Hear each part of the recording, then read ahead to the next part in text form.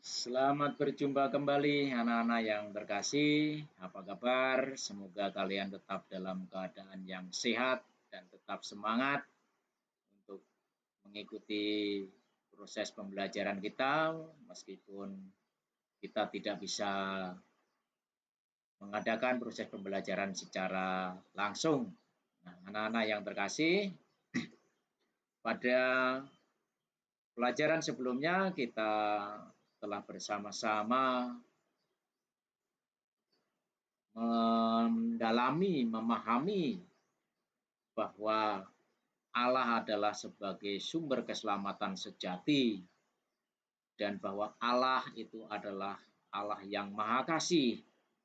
Karena kasihnya yang begitu besar, maka Allah senantiasa menyapa kita melalui peristiwa hidup sehari-hari. Nah, sapaan Allah ini tentu saja menuntut kita untuk menanggapinya dengan iman.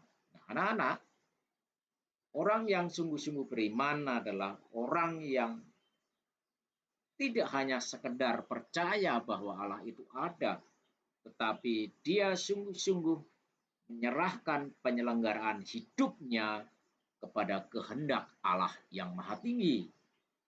Nah, anak-anak yang terkasih, sebagai orang yang beriman, tentu saja kita memiliki hak dan kewajiban yang melekat diri kita sebagai hamba Allah.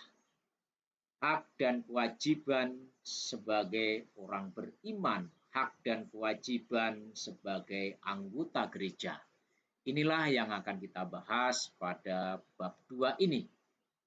Nah, sebelum kita melihat apa sih hak kita sebagai anggota gereja, apa kewajiban kita sebagai anggota gereja, maka ada baiknya kalau kita bersama-sama memahami apa sih sebenarnya yang dimaksud dengan kewajiban, apa itu yang dimaksud dengan hak, dan bagaimana sebaiknya pelaksanaan hak dan kewajiban itu. Anak-anak yang terkasih, kewajiban adalah sesuatu yang harus dilaksanakan, tidak boleh tidak dilaksanakan. Harus, maka di sini mengandaikan tidak ada tawar-menawar. Bolehkah saya tidak melakukan pekerjaan ini? Boleh tidak saya melakukan tugas ini? Kalau itu menjadi kewajiban kita, maka itu harus kita laksanakan. Tanpa perlu kita pertanyakan kembali apakah kita boleh tidak melakukan itu. Nah, apa yang dimaksud dengan hak?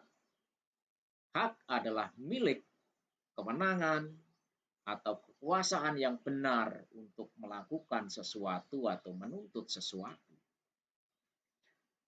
Lantas bagaimana seharusnya kita melaksanakan hak dan kewajiban? Apa hubungannya hak dan kewajiban itu? Anak-anak yang terkasih, hak dan kewajiban ini adalah dua hal yang saling terkait, dua hal yang saling melekat. Bisa diibaratkan seperti sekeping mata uang logam. Di satu sisi itu adalah hak, tetapi di sisi lain adalah kewajiban. Maka kalau kita melihat atau bahkan kita sendiri lebih cenderung menuntut hak, tetapi kita mengabaikan kewajiban, tentu saja ini adalah tidak adil. Semestinya untuk mendapatkan hak, ya kita harus melaksanakan kewajiban. Apa yang menjadi kewajiban kita, itulah yang harus kita laksanakan. Jangan juga sampai ketika kita menuntut hak, kita merampas hak orang lain. Jika semua itu bisa kita laksanakan, maka disitulah terjadi keseimbangan antara hak dan kewajiban itu. Nah, anak-anak yang terkasih, mari sekarang kita melihat kewajiban kita sebagai anggota gereja.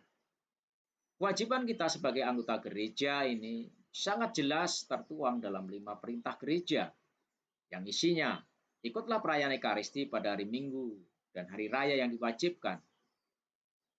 Jangan melakukan pekerjaan yang dilarang pada hari itu. Mengaku dosalah sekurang-kurangnya sekali dalam setahun. Kewajiban ketiga adalah sambutlah tubuh Tuhan dalam masa Paskah. Yang keempat, berpuasa dan berpantang pada hari raya yang ditentukan. Dan yang kelima, bantulah kebutuhan material gereja, masing-masing menurut kemampuannya. Nah, anak-anak yang terkasih, bahwa 5 perintah gereja ini dimaksudkan untuk memberi jaminan kepada umat beriman syarat minimum untuk meningkatkan hidup doa, hidup sakramental, komitmen moral, dan perkembangan dalam cinta kepada Allah dan sesama. Nah, selain yang tertuang dalam 5 perintah gereja, kitab hukum kanonik juga banyak berbicara tentang hak dan kewajiban anggota gereja. Mari kita lihat beberapa contohnya saja. Anak-anak yang terkasih, kitab hukum kanonik memuat tentang hak dan kewajiban semua orang beriman Kristiani sebagai anggota gereja, yaitu dengan permandian menjadi anggota tubuh Kristus, dijadikan umat Allah, dan dengan caranya sendiri mengambil bagian dalam tugas Kristus sebagai imam, nabi, dan raja. Dan oleh karena itu, sesuai dengan kedudukan mereka masing-masing, dipanggil untuk menjalankan pengutusan yang dipercayakan Allah kepada gereja. Kanon 204. Nah, maka di sini sebagai anggota gereja kita harus menyadari untuk melaksanakan hak dan kewajiban ini adalah demi kesempurnaan diri kita sendiri. Selain dalam kitab hukum kanonik 204, itu juga tertuang dalam kanon 211 yang intinya bahwa dalam hal berjuang ikut mewartakan karya keselamatan Allah ini merupakan kewajiban, tetapi juga sekaligus menjadi hak bagi seluruh umat Kristiani. Kanon 222, bagian 1 dan 2, secara singkat ini menjelaskan bahwa umat beriman Kristiani diajak untuk selalu mengusahakan tindakan amal kasih, baik untuk kehidupan gereja maupun sesama yang menderita, yang memerlukan bantuan. Nah, maka secara ringkas kewajiban anggota gereja bisa disimpulkan sebagai berikut. Kewajiban anggota gereja ini adalah meningkatkan hidup doa, meningkatkan hidup